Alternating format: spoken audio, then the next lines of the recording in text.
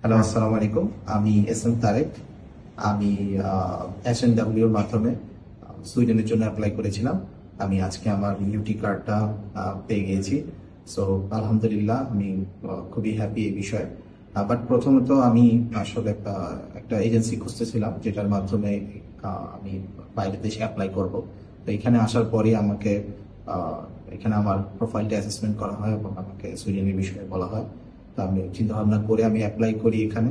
আর আমি খুবই বিজি থাকি, এই কারণে আসলে ওইভাবে সময় দিতে পারিনি।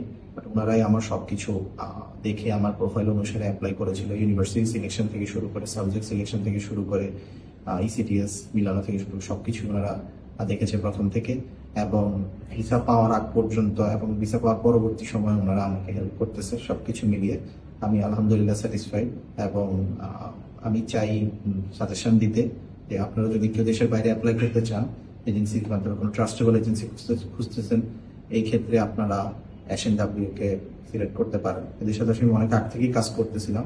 2020 সালেও আমাকে ইউএসএ থেকে আমাকে অফার লেটার এনে দিয়েছিল। সো ওনারা ইউএসএ নিয়েও কাজ করে, নেদারল্যান্ড নিয়েও কাজ করে, এবং সুইডেন, স্পেশালি ওনাদের যে সুইডেনের রিলেটেড যদি কেউ কাজ করতে চান ওনাদের সাথে, আলহামদুলিল্লাহ আপনারা বেস্ট সাপোর্টটাই পাবেন।